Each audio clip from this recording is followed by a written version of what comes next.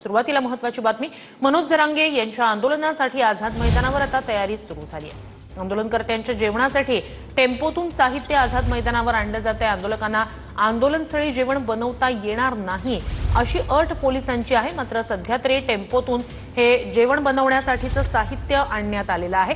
याचा आढावा घेतला आमच्या प्रतिनिधीने। मनोज जरांगे पाटील हे जुन्नरहून रात्री उशिरापर्यंत मुंबईमध्ये पोहोचण्याची शक्यता आहे। मात्र सगळे आंदोलक जे हळूहळू मुंबईमध्ये पोहोचत आहेत ते अगदी जेवणाचं सगळं साहित्य घेऊन मुंबईमध्ये पोहोचत आहेत। हे आपण टेम्पो पाहतो, या टेम्पोमध्ये जेवण बनवण्याचं सगळं साहित्य जे आहे ते त्यांनी आणलेलं आहे।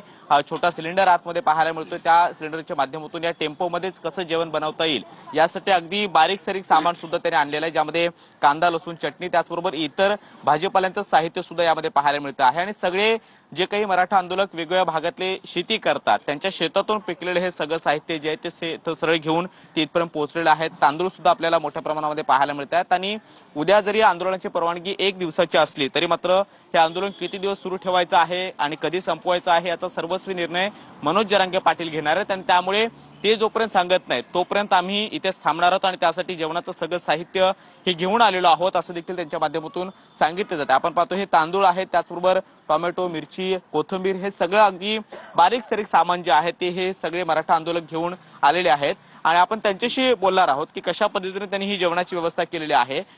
एक टेम्पो तर पाहायला मिळतोय, किती गाड्या आहेत, किती दिवसांचं तुम्ही साहित्य घेऊन आलेला आहात आणि कशा पद्धतीच्या आंदोलनाची तुम्ही तयारी केलेली आहे? आम्ही सोलापूरनं 9 गाड्या घेऊन आलेलो आहोत आणि मोहोळ तालुका आमचा आहे, कुरक गाव आहे।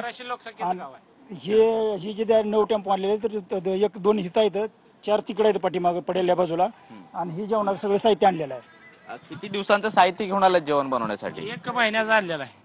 1 महिन्याचा आंदोलन तर उद्याचा 1 दिवस होणार असं पोलिसांनी स्पष्ट केलंय। आंदोलन पुढचे काही दिवस सुरू राहणार का मागणी मान्य होईपर्यंत, आणि तोपर्यंत तुम्ही जेवणाचं हे असंच व्यवस्था करणार आहात? नाही, दादानी जर उद्या या म्हणेल तर आम्हाला उद्या आम्ही माघार फिरणार। दादा ज्या दिशा आदेश येईल त्या दिशा आम्ही माघार फिरणार। काय काय आणलंय जेवण बनवण्यासाठी साहित्य? सगळं साहित्य आणलंय जे जे लागतंय ते, मिरची, कांदा, टोमॅटो, तांदूळ, पोहे।